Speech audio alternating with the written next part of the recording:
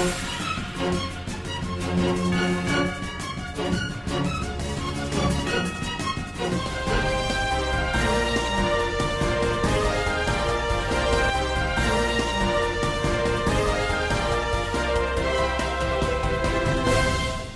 मोदी ने दलितों के लिए शुरू की स्टैंड अप इंडिया योजना।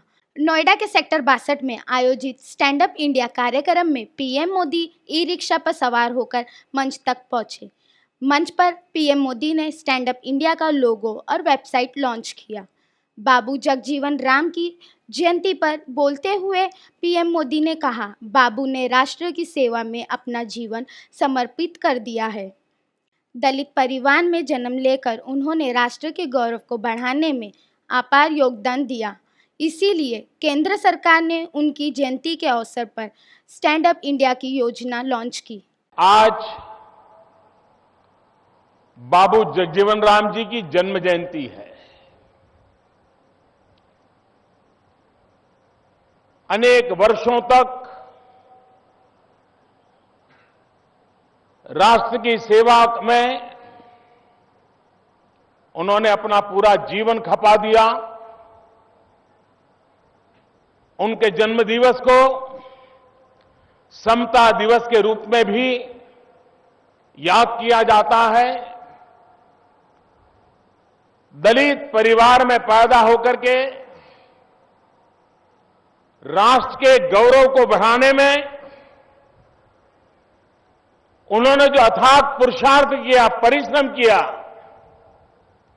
उन्होंने सामाजिक स्थितियों को कभी अपने आड़े नहीं आने दिया। ऐसे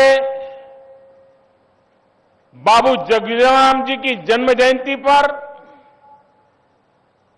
आज भारत सरकार स्टैंड अप इंडिया कार्यक्रम को लॉन्च कर रही है।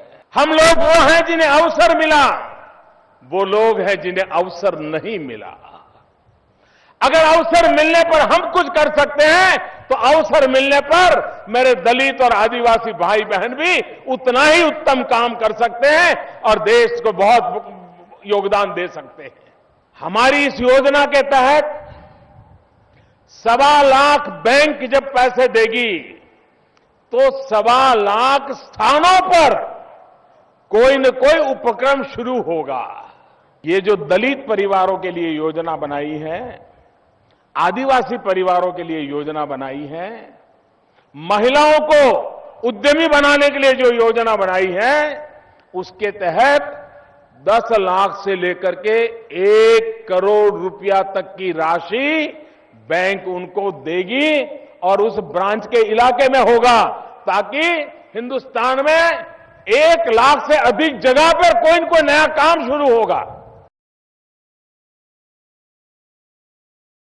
बिहार में शराब पर रोक। बिहार में नीतीश कुमार ने शराब पर पूरी तरह से रोक लगा दी है। अब बिहार में कोई शख्स देसी विदेशी शराब खरीद बेच नहीं सकता। शराब पर रोक लगाने वाला बिहार भारत का 4था राज्य है। पूरे बिहार का एक वातावरण इतना अनुकूल बन चुका है शराबबंदी के कि अब हम लोगों ने आज से यह निर्णय किया है कि अब आज से तत्काल प्रभाव से विदेशी शराब भी बंद।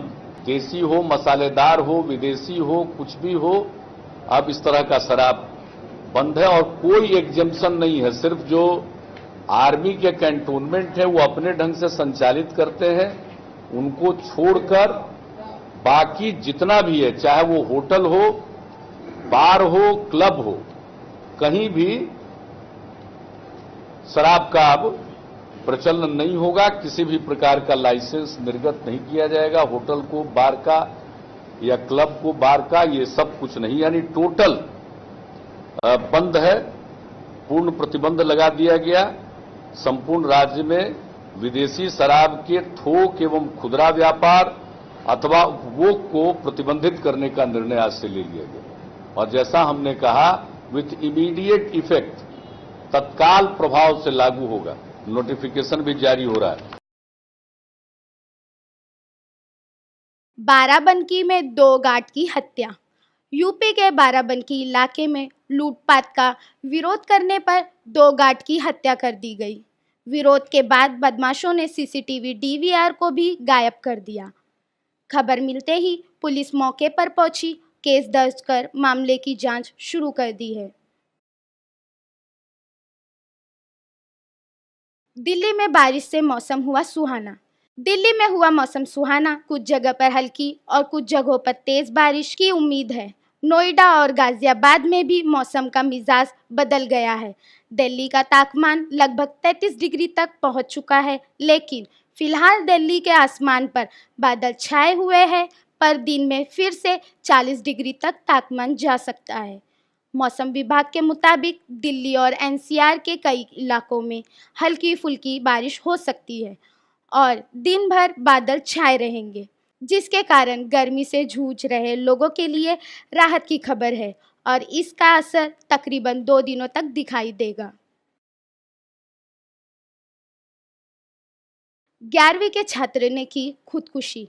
दिल्ली के कल्याणपुरी इलाके में 11वीं के छात्र ने महज 100 रुपये के लिए खुदकुशी कर ली है। मामला सामने आने पर पुलिस ने केस दर्ज कर लिया है। बताया जा रहा है शिवम के 100 रुपये खो गए थे और वो डांट के डर से बहुत परेशान हो गया था और इसी डर से शिवम ने फांसी लगा के खुदकुशी कर ली। पड़ोसियों ने उसे पास ही के लाल बहादुर शास्त्री अस्पताल में भर्ती किया था, जहां पर डॉक्टरों ने उसे मृत्यु घोषित कर दिया। शिवम की खुदकुशी की खबर मिलते ही पुलिस मौके पर पहुंची, तफ्तीश जारी है। Afreen Shaikh, India live news, Mumbai.